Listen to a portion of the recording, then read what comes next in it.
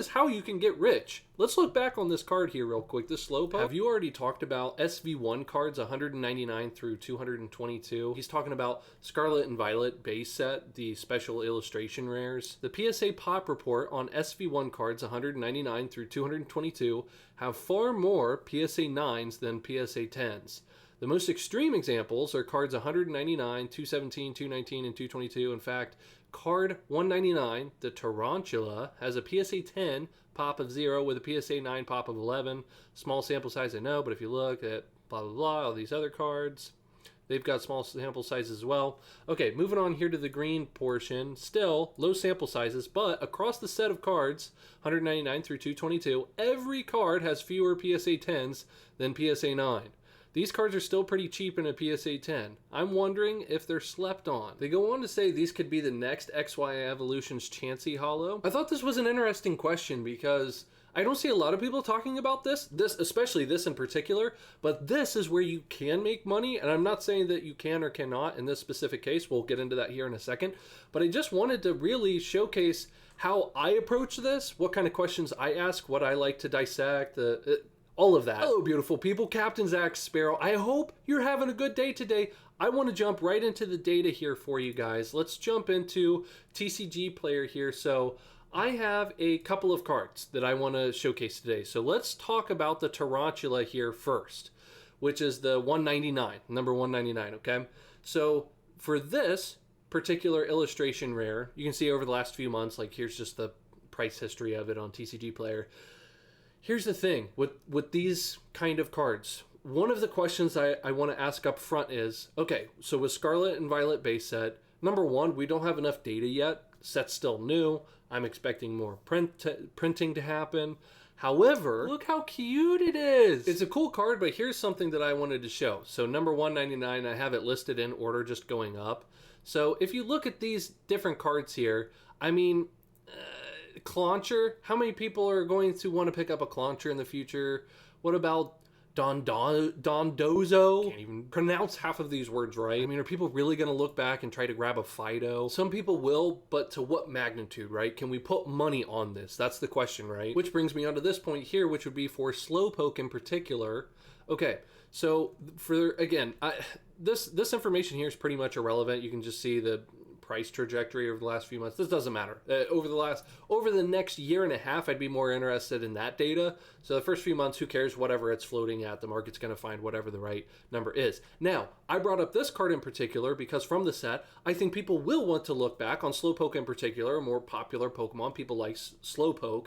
So let's compare this to that Chansey holo that they brought up for Evolution. Okay, so while it is true that these cards are pretty hard to grade, as of right now, we simply don't have enough data on it. I would not want to put money on this because, again, we don't have enough data on these cards. However, just for the sake of argument, just so we can do the mental exercise, let's assume for a second that we would continue seeing the exact same grade percentages across the board for these particular cards for Scarlet and Violet base. So for this particular Slowpoke, you're looking at a 26.2% chance of it gem minting right now. Again, this is super limited data, but again, it's just for the sake of the argument so we can continue with this thought process.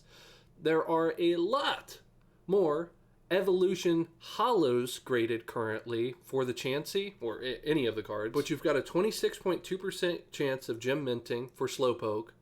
You've got a 0.9% chance of gem minting for the holo Chansey. There are already more PSA 10 copies of this Slowpoke than there are of the holo Chanseys for Evolutions. And there will almost undoubtedly be a lot more PSA 10 copies of this particular Slowpoke brought onto the market once more people open up packs, once more people send into grading. So the question now is, how much are we going to see Scarlet and Violet base printed?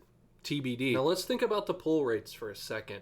This is going to be a little difficult. So for example, I know on the Evolution side, it's not set in stone, but there were hundreds and hundreds and hundreds of packs pulled, and they came up with a rough estimate on the holo pull rate for Evolutions of about 1 in 7 packs. So you're looking at a holo rare pull, a hit rate of 1 out of 7. Jeez, I can't talk today. So 1 out of 7, that's just over a 14% chance of you hitting a holo rare. Okay. For illustration rares, you're looking at about 1 out of 13 for the Scarlet and Violet base set. For illustration rares, they're almost twice as difficult to pull. They're actually 1 out of 13, which comes out to about a 7.69% chance.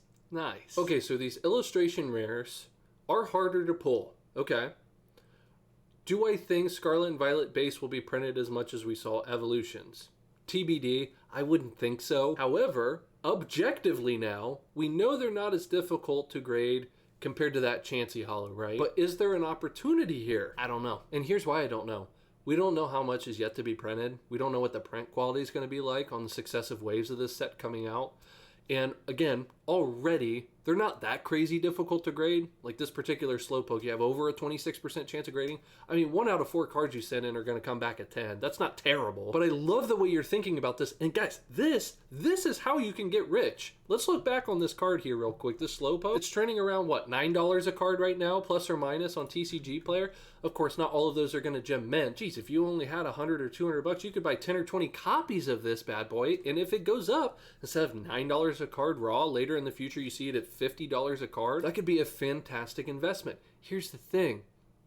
We don't know how hard these are going to be to grade in the future. And again, are people going to visit all of these cards? Man, they're coming out with better and better artwork. So do I think that there will be just as cool, if not cooler, slowpoke artworks in the future? I do. Are these cards going to be incredibly hard to grade? Are they going to be really sought after? I don't know. So even though I love the angle that you're coming at, I can't say you're right or wrong. We just don't have enough data yet. And that's totally fine. But these are questions I like to ask myself, which is, okay, what's the gem mint percent chance? How difficult are these cards to pull? And then you also have to consider, all right, what's the potential demand for this card going to look like? If it's a no-name Pokemon, happens to have somewhat of a cutesy artwork, or it's unique or cool or whatever, that can help. But again, it's no Charizard. I was going to say again, I have dozens of examples I can think of places I'd rather park my money right now. So I'm trying to give you one solid point here in this video. Look at Heart Gold, Soul Silver cards right now. Look at the pop reports of any of the chase cards during that era. Just take a look. So yeah, right now these cards are showing they're pretty difficult to grade. I will absolutely grant you that. We have way too small of a sample size to speculate on it yet. However, if that trend continues, these could be a decent play. But again, another caveat would be, how much are they going to print a Scarlet and Violet base? I have no idea. I'm pretty sure we don't know. Nobody knows, right? So yeah, there would be risk involved. I just think that there are better asymmetric plays on the mid to earlier sets. And when I say mid at this point, probably like black and white, maybe even XY and anything previous to that. Again, history shows us in other collectible hobbies, people tend to gravitate toward the oldest stuff. The oldest stuff is always more expensive. So do I think people will gravitate toward older stuff later? Yes. Do I think people will have a fond memory of these cards right now? A lot of people came in during the 2020 boom, 2021 time period. That's awesome. That's great. I understand that they have nostalgia for these particular cards right now. But again, do I think people are going to revisit Tarountula? I don't know. Hey, you asked for my opinion? That's my opinion. I'm putting my money elsewhere. If you did enjoy this video, make sure you subscribe and watch this video where I break down Sorcery TCG. I love this card game. If you haven't seen much about it, check it out. And until next time, bye.